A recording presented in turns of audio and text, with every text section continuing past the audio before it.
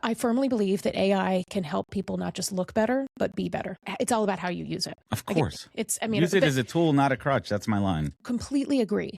And where so many organizations fall short is they'll say, okay, they scramble and they say, okay, we'll make AI competency as part of our performance review process. I mean, I've heard this from multiple organizations now. How? So let's say...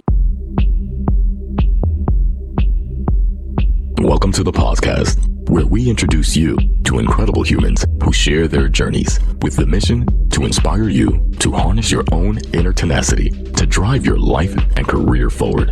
And now, your host, Adam Posner.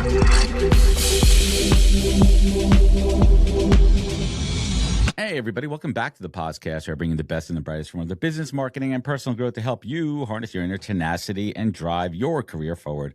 Folks, my guest today is Ashley Hurd, founder of Manager Method and one of the most practical voices in leadership development right now.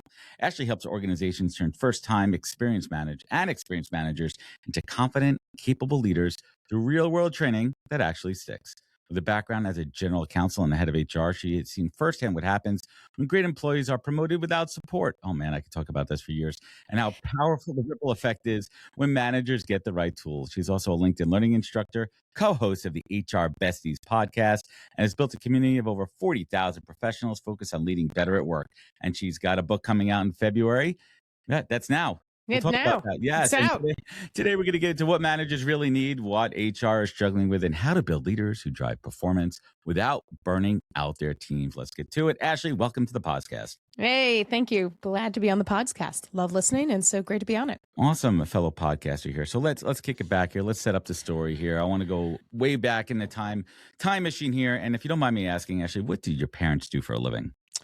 So my parents, they didn't graduate college, either of them, until they were in their late 30s, and they had my brother and I young. And so starting out, my dad worked nights sorting checks when I was a little kid. My mom, kind of stayed at home, did some part-time work. But so I saw them working at, what you might consider the lower rungs of the organizational ladder. They both went through their careers. My mom finished college, then became a librarian, and then became a paralegal, and then eventually in her 50s became a lawyer. And I love that. So she started as an intern at her state agency. She retired just a couple of years ago as general counsel of that. And my dad went from sorting checks at nights to working for the same bank largely for about over 40 years, and he became a CFA and retired as a portfolio manager. What an inspirational story. Both parents showing endurance and perseverance, right? What a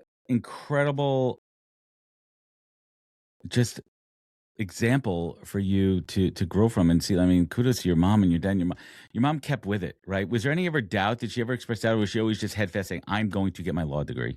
She had doubt all the time. Like, if you ask my mom, she'll say, oh, Jack, my dad, you guys get your smarts from him. I'm just here. But she had a 4.0 and, all of her stints finishing up college, she had a 4.0, and in law school, she finished near the top of her class. And so she always has been so humble and self-deprecating, but she had it too. And you never know where life's going to take you. Life gets in the way. And you know what? Kudos to both of them too. So did you get the law bug from your mom? I mean, how'd you get into law? Why law? I mean, my wife's an attorney, and I say all the time, like, why? I mean, thank God. I mean, it helps us out, but... No, I graduated law school in 2008. My mom started in 2009. So she got the law bug from me, which I say, well, I guess clearly. I mean, my mom loved the law. She was a lawyer for the Public Service Commission in Louisville. And so if you ever have an interest, or in Kentucky, if you ever have an interest in talking about utilities law, which, Adam, that sounds right up your alley, she can totally tell you all about it. I did not like being a lawyer. And so, but when I was a kid, I wanted to be a lawyer. When I was at the Kentucky State Fair at 10 years old, I made a sheriff's badge, and it said Ashley Vinsel, corporate lawyer. And I don't have a great reason why. There were no lawyers in our family. So it's so funny too. It's funny. My wife tries to talk younger folks out of law right now, and it's kind of a running joke there. So you've had big roles, KFC, Modern Luxury. Why did you decide to go big corporate? What was the draw there? Well, when you don't grow up with so much, the idea of having a lot seems really appealing. And I was paying for law school on my own, and I when I had a mentor, I went to Emory Law School. They had a mentor program. I asked for my mentor to be a younger female attorney in a large corporate law firm, thinking make money. I actually got a mentor who was a man in his 50s in a solo personal injury practice, who actually I ended up doing some work for him and really became a mentor in different ways. But you never know. Some of it really, literally it was just practical if I wanted to pay my student loans. I ended up going into employment law. And so I worked on the employer side of employment litigation, and then went in-house. So I worked directly for companies. What was the draw? What was the draw for the human side, the human resources side, the employment side versus other areas of law? Well, between college and law school, I worked in sales. I worked in corporate sales. I first started cold calling chief financial officers for a company called Corporate Executive Board. They're now owned by Gartner. I did well at that. And so I got promoted to be on the team for as chief human resources officer. So I traveled around North America meeting and having those sales meetings as an AE. And I would get very conversational. I probably wasn't, I definitely was not as good at sales as I was making connections. Some of the people I'm still connected with over 2 decades later. But those CHROs said, oh, you're going to law school. You should go into employment law. You will never be at a loss for work. And again, that's pretty appealing when you're going to pay for your own law school, but also, right. And so means it still means, and I love Us Weekly. Like I love celebrity gossip, and I found pretty quickly. That's your rag. It's my rag. And so I found pretty quickly, tax, corporate, all of that, and fine. But employment law cases were so interesting, and just the people side of it. So it served a lot of purposes. Oh man, we have so much to break down into that and what's going on, some of the big eightfold and all those kind of things out there. But staying on track with your career, like you've seen leadership from both the legal and the HR side. What was that moment you realized that like promoting people into management roles and setting them up to fail? And I stick by this too. I see so many companies that think the only way to promote somebody who's a strong IC, to promote them, is to make them a manager, but they either don't want to be a manager, they don't have those skills, they weren't trained the right way. What are your thoughts?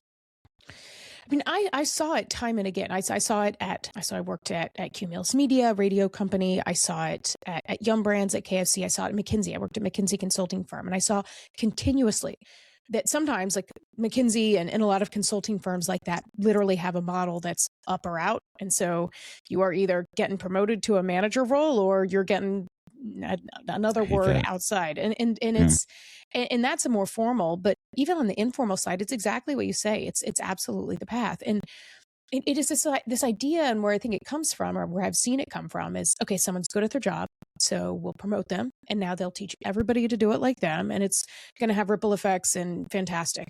But the realities are, you put someone in that role, and when you've been good at doing something, it often feels pretty natural. So off the bat, it's hard to teach other people to do it like you do. You don't tend to have that much tolerance for people that don't perform like you did. And then when you add the people issues on top of it, like, wait, someone needs to take time off, or why do I need to have one-on-ones? It just makes it ends up taking that great performer and ruins their confidence and can have ripple effects negatively for the rest of the team.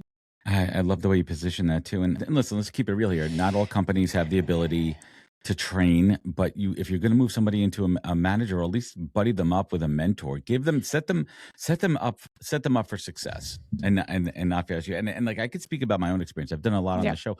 I wasn't a great people manager earlier in my career, right? There was ego involved. There was lack of training. There was a bunch of other X factors. I mean, I'm not the guest, so I'm not going to sit here forever and stand on my soapbox, but looking back on it now, I've grown into a better people leader because I look back on those examples of the strong people leaders. So when you talk to a first-time manager, based on all your experience, when you're talking to a first-time manager, what's that most common fear or mistake you see showing up in their first, 90 days? Well, Adam, I call it tight jeans management. And what I mean is, when you get promoted into a role, and again, when you've been confident, all of a sudden you're in this new job and you don't feel so confident, you feel like you can't show that at all. And so that's how that tends to play out, the trap that a lot of new managers fall into, that you don't tend to escape it as you go on. It just tends to continue, is tight jeans. So if you think about a pair of like non-stretch, but like regular jeans straight from the dryer, you put them on, especially after you've had a big meal, like, no, thank you. It's very restrictive. And that's how your team members can feel, because I do find it often coming from a good place. You become a manager, so you're trying to do, your marching orders of teaching people to do like you know how to do it. You want to save them time.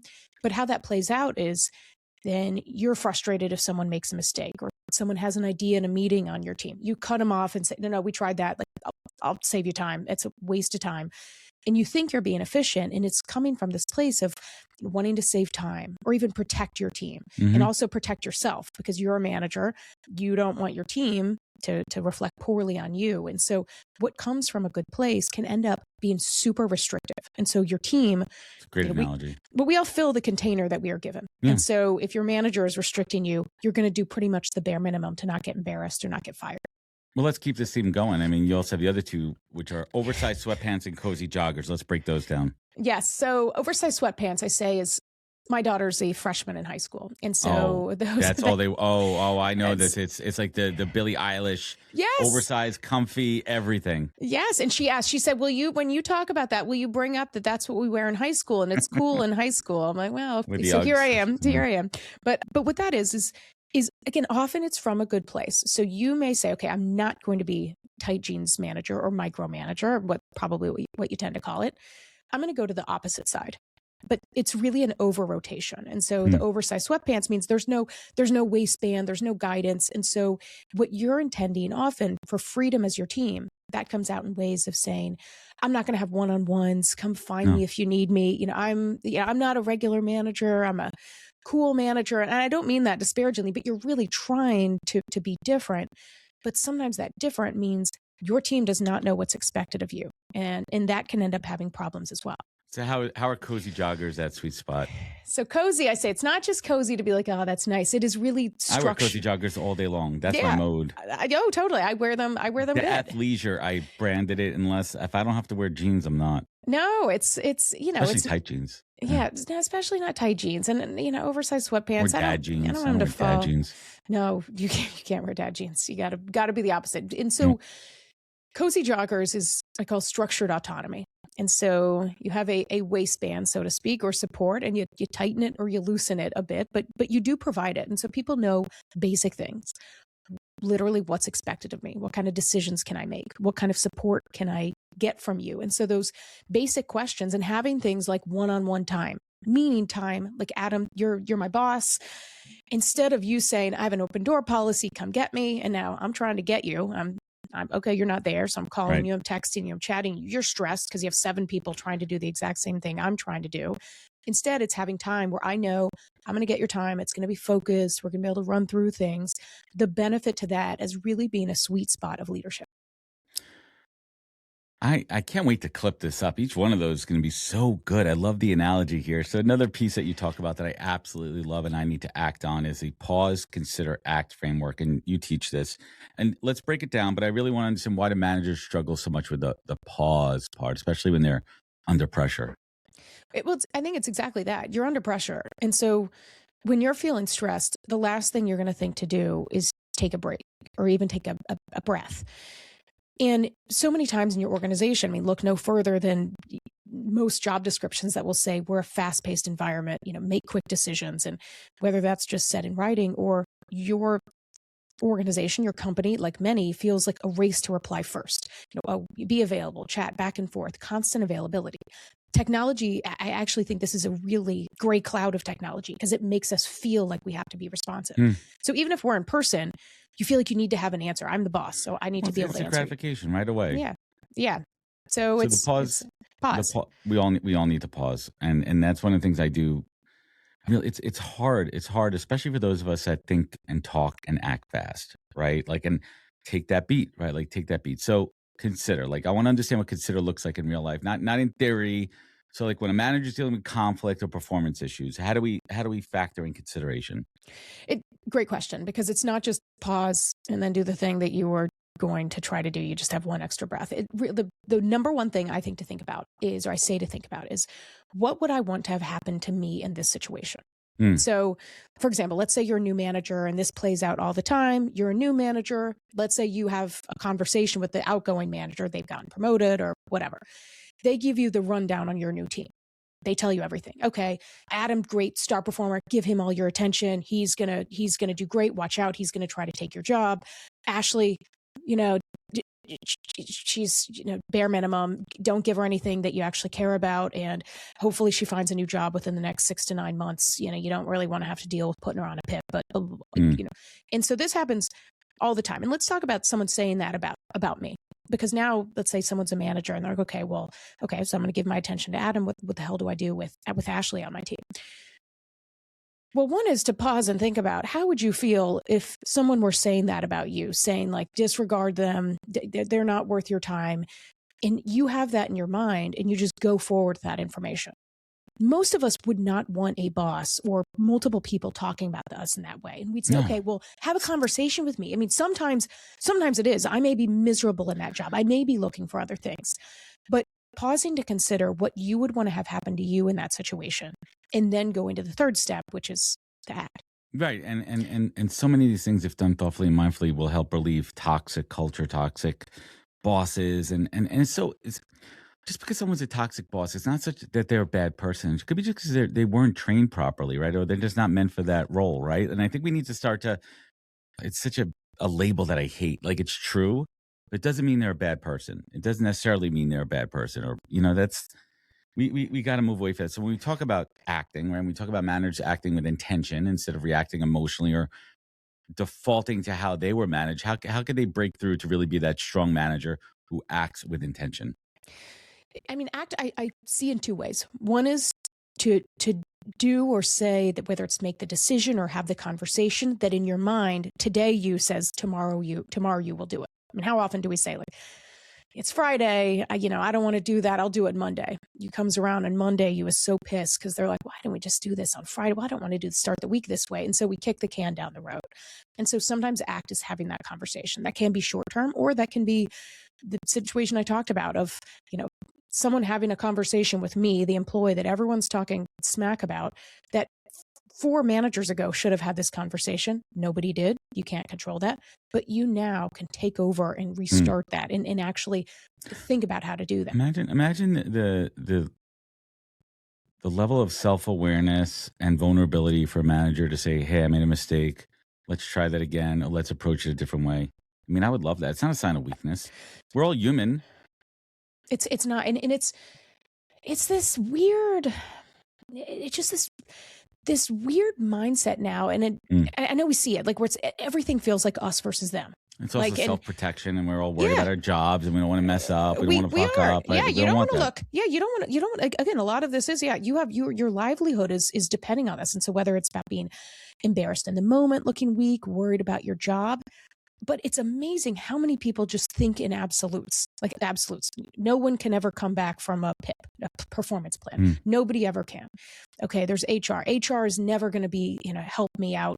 They're useless on this function. I mean, people nowadays, more than almost ever, it seems like, people just think and speak in these absolutes. And so as a manager, taking this to have some nuance and reconsidering the way you've been working or the way you can approach things makes such a difference. It can make your life easier.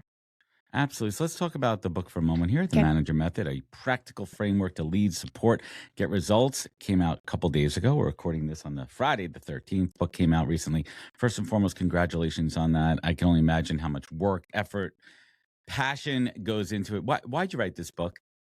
Well, I started writing this book over a decade ago. I found my initial notes of how I'd framed out the book by chapters. And while it changed slightly, it didn't change that much, even in all the things I'd done in my career and all the changes in the world. But so I wrote it because when I started my business, first I started my business manager method. My idea was I'm going to start an app and help managers have difficult conversations. And that's cool. It was just kind of cool. I have a whole leadership platform, and we have a way that we do that with organizations, and we do it pretty scalably. But after I'd started the business about 4 years ago, I started making videos on TikTok, and I did this more as a creative outlet. And you got to keep up with the kids too. See what they're messing with. Yeah, I was over 40, starting your TikTok. What is it? And my daughter calls it cringe talk when I do it. Right.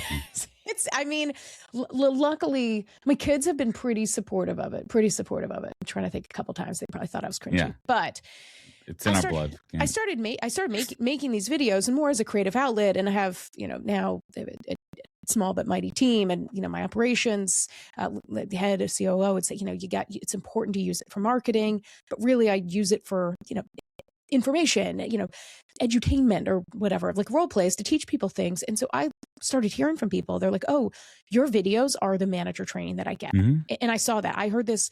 I was at a McDonald's drive-through in Louisville, Kentucky. My son was sick. So we went at about 6:00 to get him chicken McNuggets.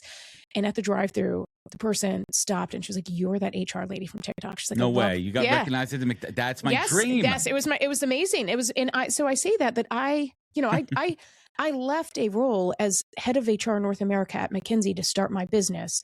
Yeah, but that was not, getting that role was not the highlight of my professional career. It was knowing that there may be someone working the drive-through at McDonald's and they're getting leadership tips online. And so I wrote the book to be able to encapsulate that and again, use it for leaders of all levels to really bring it to life. Hey everybody, Adam here from the Podcast. Today's podcast is brought to you by the team at Fountain. Fountain is your full-service frontline workforce management platform. I have to tell you, Fountain's offerings are some of the most robust I've seen for any product in the space. They offer full solutions for hiring, managing, and retention. They are truly a one-stop shop focused on the frontline workforce. They also create informative content using their data. For example, they analyze a bunch of data from their fast food chains and created a trend report you could download now on their website. They also have a new ebook out called Frontline Voices. There's a lot to dive into. Certainly check it out. And you could learn more at fountain.com, linked in the show notes. Thank you. And I say that too about this show. I mean, I don't get a zillion downloads, but if someone hears this and they hear something that you say, one of my other guests, and it helps them in their life or their career, like, that's really, and I'm not even trying to sound cheesy or cliche or cliches. I think I just made up a new one there. It's Friday. Cliches, cheese, queso with cheese, cliche with queso with cheese. So anyway, you gotta spell that for the captions. I'm going to wordsmith workshop that one a little bit. But what I really would love to know, what did you learn about yourself in the process of writing this book over the last decade?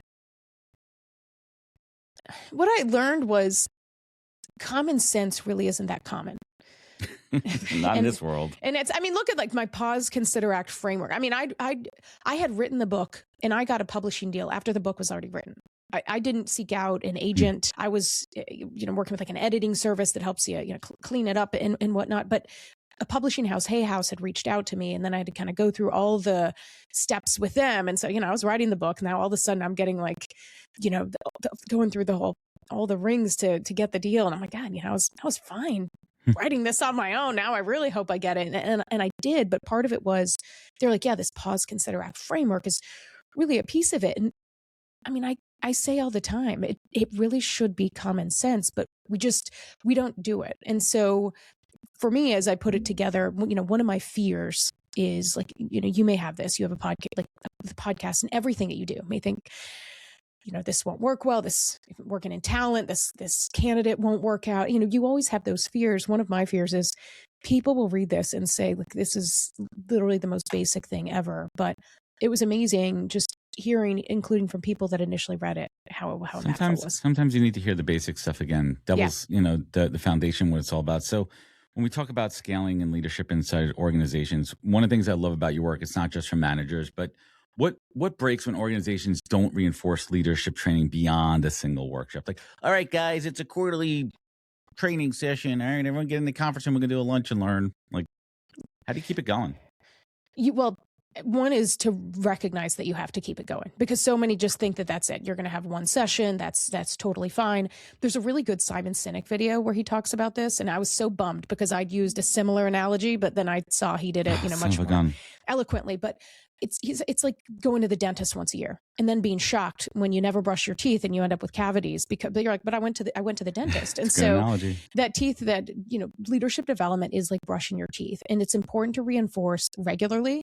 And for people that aren't bought into it, there are senior leaders that still are not bought in. There's Gallup research from about a couple of years ago that showed, like, for example, from performance appraisals for employees, if you give someone a performance review, great.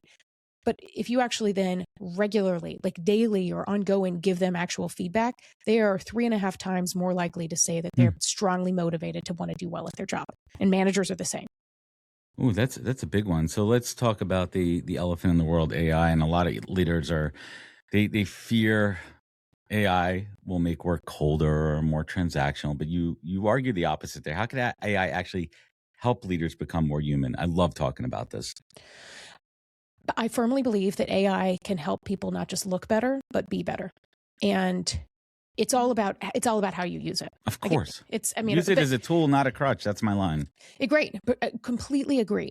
And where so many organizations fall short is they'll say, okay, they scramble and they say, okay, we'll make AI competency as part of our performance review process. I mean, I've heard this from multiple organizations now. How? Great. How? What? So, okay, so let's say I'm an employee. What's my question of how I should be using AI? Well, their managers will tell them. Okay, I'm a manager. How am I as a manager supposed to tell my team how they're supposed to be using AI? And some of the best users of AI in any organization generally are not going to be in the C-suite. They're going to be throughout your organization. They're not telling you that everywhere. They're using AI. Yeah, they're all over the place. And so when you flip the script, instead of making it punitive, like you got to know AI and catch up, and again, people still feel restricted.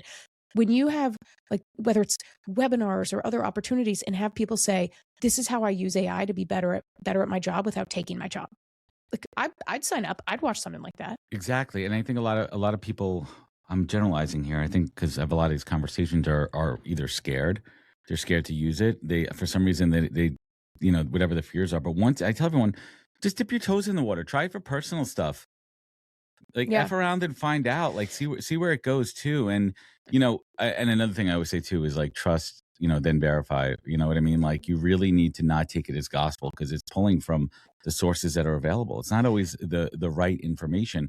And also, obviously, be mindful too of plagiarism and not putting something else out as your content. So you really need to be careful, but, like, using it, from a managerial standpoint, like, where do you see making the biggest impact from managers? Like, whether it be communication, time management, emotional intelligence, where are you seeing it work well? Well, I mean, I had a LinkedIn learning course about this. And again, I put it out called Be an AI Powered People Manager. And I had a whole download with all these prompts. I have gotten feedback from, like, senior leaders in organizations. Like, I never used it that way. And so one place to start it out, I think, for anybody is, like, my son was sick. We were at urgent care. I was exhausted. I had no energy, but I also didn't want to sit and scroll on my phone. I couldn't think of anything to talk about. I was like, let's make up a story on using ChatGPT, which is, one of the more common, obviously, platforms. Right. I was like, okay, my son, I'm like, there's your teddy bear's name. You like the Braves. He likes to cook, like, added 6 things in. Oh, I love this. I mean, it comes in with, like, a hilarious story. And so one thing to start up, if you have kids, grandkids, something like that, putting that in, it just shows what's possible. That's a personal use to start getting your mind. And again, not a replacement for your own judgment, but in those moments where you're like, I either got nothing or I got something, it's something. But on the flip is, as a manager, like, think about your meetings. And if you think, okay, our meetings, it's like a bunch of toddlers with parallel play. We come together. It's Adam, what you got? It's, people give their status report. Nobody's paying attention to what else is happening. So yeah. So then go to ChatGPT and say, okay, we're a sales team. I'm in a call center. I'm IT team, whatever it is. This is our team. Our meetings feel super stale. Give me a 10-minute exercise that we can do to shake things up, XYZ. Give me 3 different ideas. And it can give you these ideas. Now, the aspect of it, again, is people want a human to lead that. Like, people want to hear you. And you can tell people, I used AI to help me think of this meeting idea. This is the changes I made to it. We're going to lead this. It's not cheating to tell people the tools that you used, but showing your human leadership and actually showing up and being present, it matters tremendously to your team. So really using it as an efficiency tool. I love that. And you said something interesting about judgment, right? Like, how are you seeing it used to improve the connection element rather than replacing judgment? Like, 'cause that's a big one too, right? Like, all right, let me use it to put in my employees, performance review. Tell me where their, deficiencies are, and like move me like a robot. Yeah. Like that, like, where I see sometimes leaders go astray is, like, they'll get some talking points from ChatGPT, and they, like, print it out and look at it and, like, read it. I mean, that happens more often in the layout context in ChatGPT, but, like, reading the script, and it doesn't occur to them how it feels to be on the other side of that and literally having someone not looking you in the eye in one of the most difficult conversations of your life. You know what? And I talk to my friends about this too, separate but related. I'm like, don't use GPT to analyze every email and every response, because we could feel it. We could tell when you're missing it too. And I don't want to be talking to a robot. Yeah. Don't take every auto prompt that comes through Gmail. Don't run everything through that. Like, now, to be fair, if I'm struggling with how to respond to something, I'll put it through there and I'll take it and I'll use it as a framework, but I'll wordsmith it. Yeah. Right. Like, don't use it for every single thing. It's gonna diminishing returns, and people look down on you for that. Yeah, they do, because there's sometimes you can like, if someone talks one way and all of a sudden you get an email and you're like, this is either I need to this Posbot 2000, like, who am I talking to and here? it just reads completely differently, and it's no one knows that. It's like performance reviews. People don't want a performance review that just reads like two ChatGPTs talking to each other about what you're describing. People actually want to know where they stand, and so it is really important to think about how you're using it. I mean, some of the ways you can do is to role play. Like, let's say whether you're a new manager, you're a senior executive, entrepreneur, is to role play and say, okay, I'm a new manager. What are 5 challenges I'm going to know? Or right now, so we're recording this on the 13th, 5 days from now is Tuesday. It is a really big day for a lot of team members. For some, you may be thinking, okay, it's after President's Day weekend in the US. People are going to be tired. It's Mardi Gras. Lent starts the next day. Okay. It's also, it's crazy because it's kind of a confluence of all these days. It's also the Lunar New Year. It's also the beginning of Ramadan. Yeah, it's a lot. Now, work is one of those places that it's unlike your personal life or social media. You can't block or curate people quite like you can in a lot of aspects of your life. And you may encounter people that are completely different. I mean, it's amazing conversations I've had with people that are like, what's this holiday? What's this? And it's like EID. I'm like, oh, that's Eid. That's the end of Ramadan. I'm like, but when Ramadan starts, do you know that your team members are fasting? They are not having food or water all day long. They might be a little irritable. Yeah. And like not having like things that you can do. And so oftentimes when people are different from us, we expect or ask them to educate us on everything. But if you're a manager and you say, okay, I have a team member whose Muslim Ramadan is starting, what are some of the things I can do? And then how can I have a conversation? Be more mindful about how to. Yeah, how can I have a conversation? Because yes, like I had my book launch this week. I had someone come up and they said they'd taken my course on LinkedIn Learning. It sounds like a LinkedIn made up story. I swear this is all real. They're like, I took your LinkedIn lunatics. I took your course on LinkedIn Learning.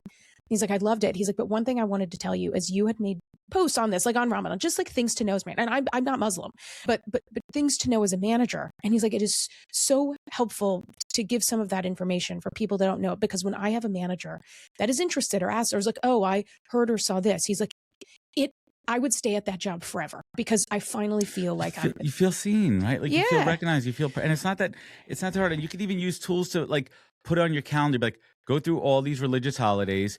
I'm making this up, 3 days in advance, put this reminder on my calendar with these notes, and I will be more mindful and put these things into practice. Like that's how you, right? Like totally. That's how you think smarter. That's a great way to leverage. I'm going to pass that. I'm going to pass that one along. It's a great one. I mean, because I've had, from what I do, and I'm sure what you do, you hear from people all the time about their experiences like, oh, you'll never believe this.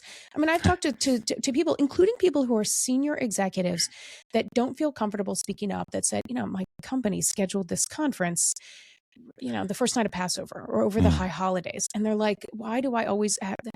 It's all set. And it's so, but just knowing things to be mindful as a manager, some of that, it can be really impactful as well. How have you changed as a manager and a people leader over your career? Well, I definitely started out being, I'd say I was probably oversized sweatpants. Like where was that big shift? So big shift was, I'd say when I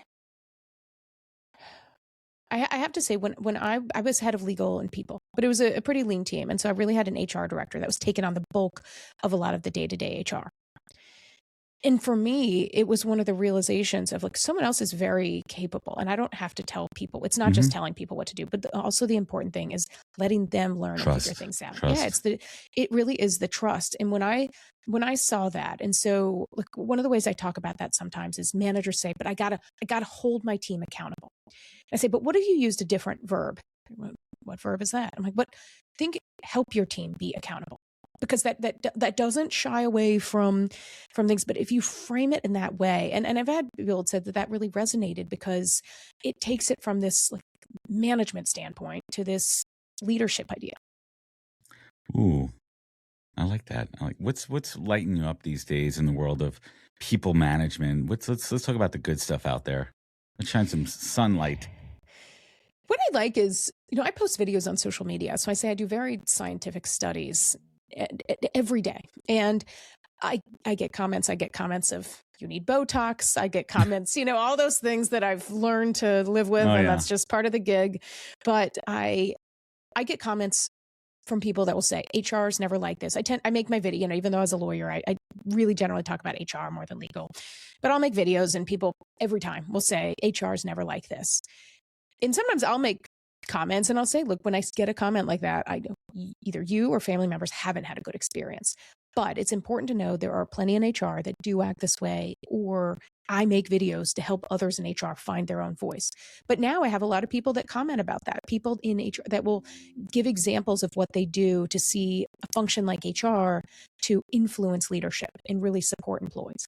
Well, that's what's so critical about the work. And I try to do it with the lens of talent acquisition you do in the world of HR. Like our professions we're in the no business. We get thrown under the bus all the time. We're the used car salesman of professional world here. And the more that we could share a positive light, yes, of course, they're going to be the haters, but you have to realize what you said so eloquently, where they're coming from. They're coming from a place of hurt because they a lack of trust in the process. They've been let go, reduction in force, been victims of poor HR decisions, right? So people are hurt. People have trauma.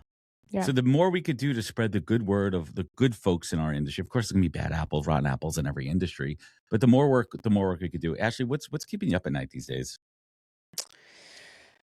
I do worry about a lot of organizations and the layoffs that they're doing having real lasting impacts on work. And one positive thing I think I can say is some organizations that really over-rotated and, we're going to replace entire functions with AI have realized you really cannot do that there is a human element in there.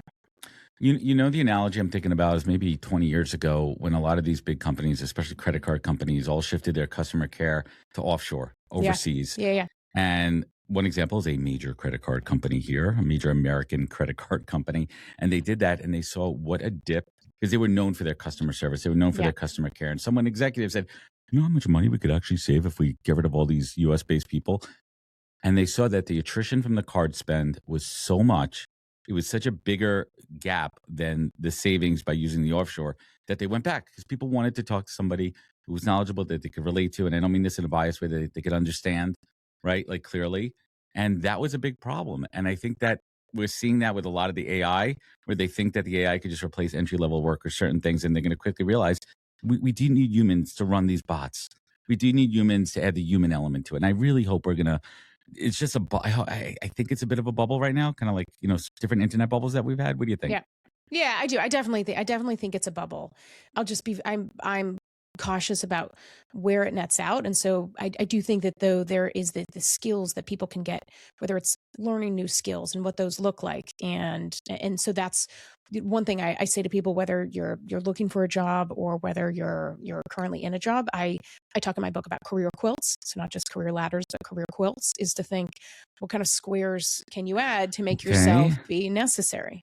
I like that, because when I talk about culture fit, which is a word I hate, I talk about it as a quilt, right? You want your culture to be a quilt made up of different mindsets. So I like that you're using the quilt there too. I mean, we're wrapping this up here, but I need to know what's next for you. What's on the horizon? Drop some alpha on us, Ashley.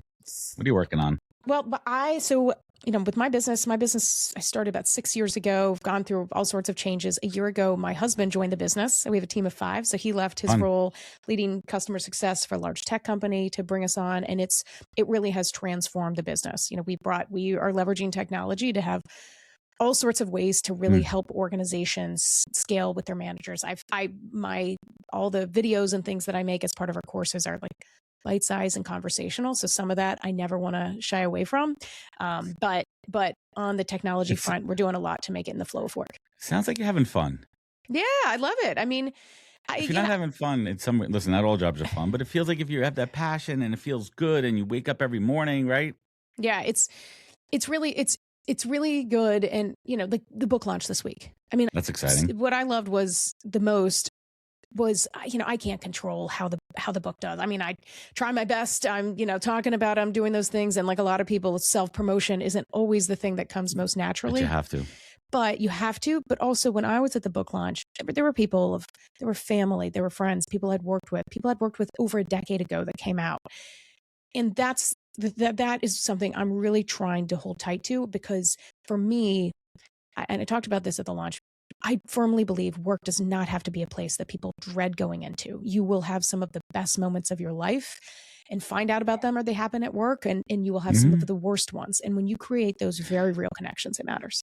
It does matter. Ashley, last but not least, you have, if I'm looking at your resume and your LinkedIn, you have had an incredibly successful career, but everyone defines success differently, especially during different seasons of your life.